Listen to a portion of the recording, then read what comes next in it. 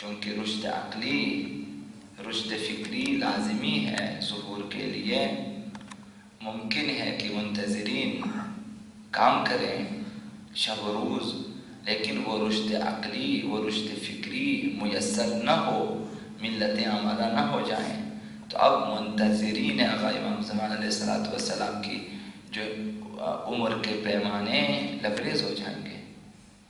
چونکہ وہ ہمیشہ تو زندہ نہیں رہیں گے، تو وہ اس دنیا سے چلے جائیں گے، لیکن ان کی آرزو دل میں باقی رہے گی،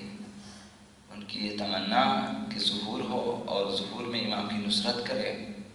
ظہور میں امام کے کام آ جائیں، یہ آرزو ان کی باقی رہے گی۔ اب چارہ کیا ہے؟ چارہ کیا ہے؟ چارہ یہ ہے کہ منتظرین آقا امام زمان کے لیے جو راہ دکھایا ہے، جو راستہ دکھایا ہے، وہ یہ ہے کہ اے منتظران آقا امام زمان، اے منتظران ظہور، تم مر جاؤ گے تو تمہیں لوٹا دیں گے جب ظہور ہوگا، لہذا تم اپنی تمنا اور اپنی آرزو اپنے دل میں رکھیں اور خدا سے مسلسل دعا کرتے رہیں کہ اللہم ان حال بینی و بینہ الموت، پروردگارا میرے اور آقا امام زمان کے درمیان اور ظہور کے درمیان موت حائل ہو جائے اور میں مر جاؤں، اس سے قبل کہ ظہور ہو، اس سے قبل کہ دیدار آقا امام زمان، اس سے قبل کہ میں ان کے ہم رکاب ہو کر ان کی نصرت کروں، اب مر جاؤں گا میں۔ تو دعا کیا ہے؟ دعا یہ ہے کہ اللہم ان حال بینی و بینہ الموت الذی جعلتہ علی عبادک حتما مقضیہ، یہ موت حتمی ہے، اب میں بھی مر جاؤں گا تو کیا؟ فاخرجنی من قبری، پروردگارہ مجھے میرے قبر سے بھی اٹھا لے ضرور، فاخرجنی من قبری، مجھے واپس قبر سے اٹھا لے اسی دنیا میں۔ معتذرا کفنی، کفن پہناؤ، کفن پوش۔ اس میں راز ہے کہ کفن پہن کے نکلنا کیوں چاہتا ہے؟ اگر فرصت ہوئی دو جملے عرض کروں گا۔ شاہرن سیفی، تلوار سونت کر، ننگی تلوار کے ساتھ، شاہرن سیفی کی تلوار نیام میں نہ ہو، نیام سے نکلی ہوئی تلوار میرے ہاتھ میں ہو، مجردن قناتی، نیزہ ہاتھ میں لے کر، آمادہ، یہ آمادگی کی ایک نشانی ہے، کفن پوش،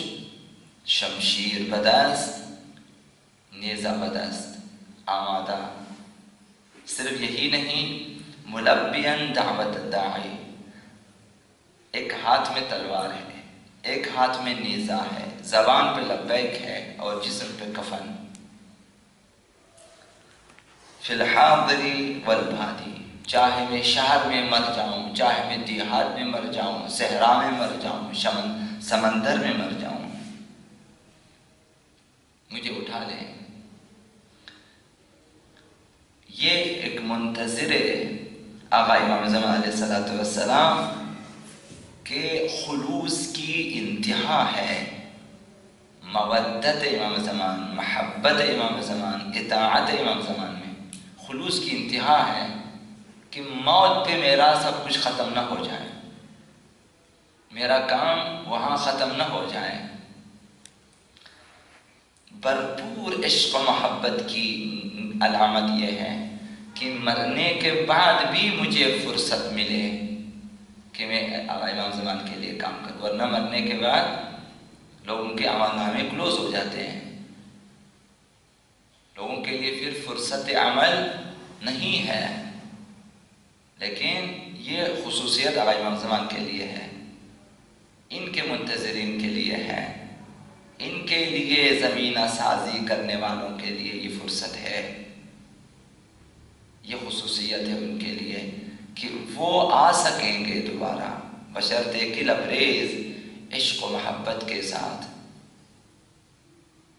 دعاؤں کے ساتھ، آرزوؤں کے ساتھ، تمناؤں کے ساتھ، اخلاص کے ساتھ اس دنیا سے جائیں، روتے ہوئے جائیں، اس تمنا میں کہ امام کی نصرت نہ کر سکا۔ لہذا ظہور کے نزدیک، ظہور کو دیکھنے کے لیے اور حضور امام میں پہنچنے کے لیے ان کے ہمرکاب ہونے کا اس قدر شوق ہو، ہمارے دلوں میں پیدا کرے، اس قدر شوق ہو کہ امام زمانہ کی زیارت کا اور ان کے دیدار کا اس قدر شدید اشتیاق ہو کہ دعا کرتے رہیں ایک عمر، ہر صبح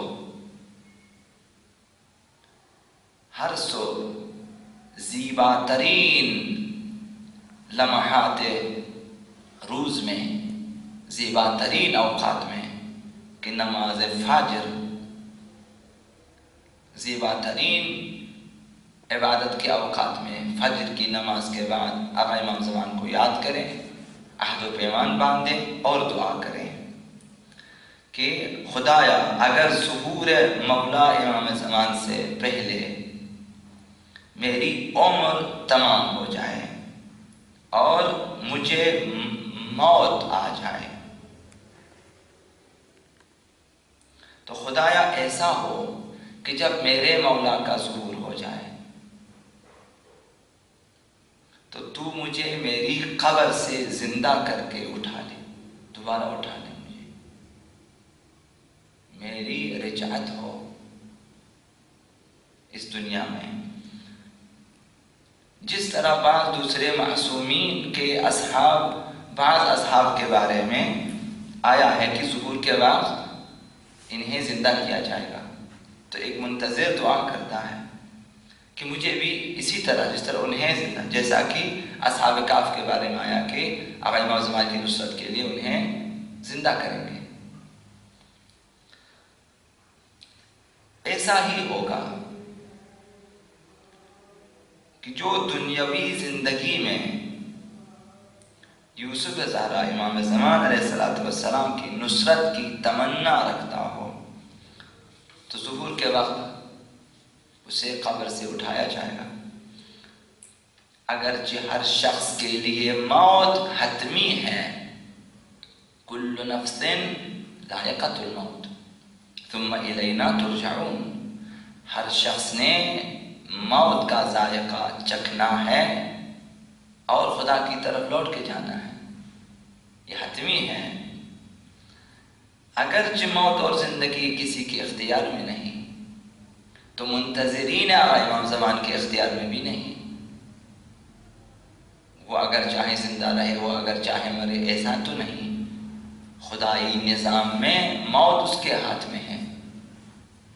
لیکن اس موت کے بعد کی زندگی میں خدمت آقا امام زمان میں آنا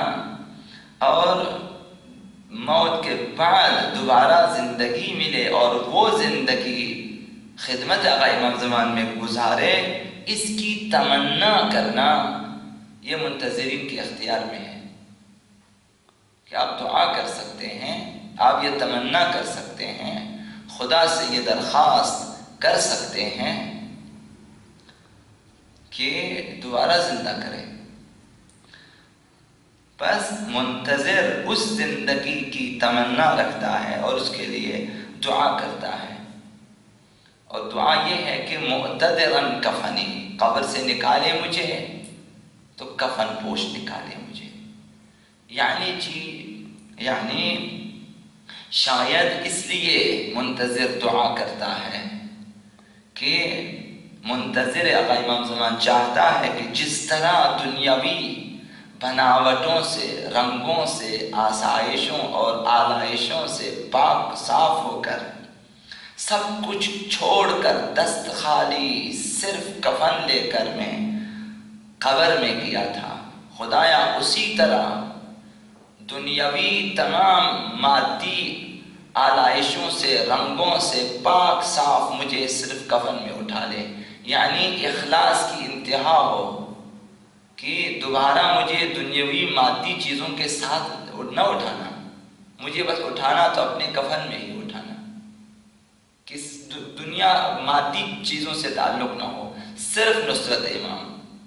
صرف حمایت امام، دفاع امام، صرف زیارت امام، اس مقصد کے لیے۔ شاید کفن پوش آنے کا مقصد یہ ہو، اسی سادگی کے ساتھ محضر امام میں جانا چاہتا ہے وہ، کہ میں دنیا سے جس طرح ہاتھ دھو کے گیا اسی طرح میں اٹھا ہوں، صرف اپنا کفن لے کے آیا ہوں، کفن میرا پردہ ہے، اس کے بعد سوائے ننگی تلوار کے اور نیزے کے کچھ بھی نہ ہو۔ شاعراً سیفی مجرداً قناتی، منتظر نہیں چاہتا کہ کوئی دنیاوی رنگ لے کر امام کے پاس جائے، بس وہی کفن ہو میرے پاس، وہی میرا پردہ ہو۔ جس طرح وہ قبر میں فقط اپنے اعمال لے کر گیا تھا، کوئی دنیاوی چیز لے کے نہیں گیا، وہ چاہتا ہے کہ انہی اعمال کے ساتھ مجھے قبر سے نکالے،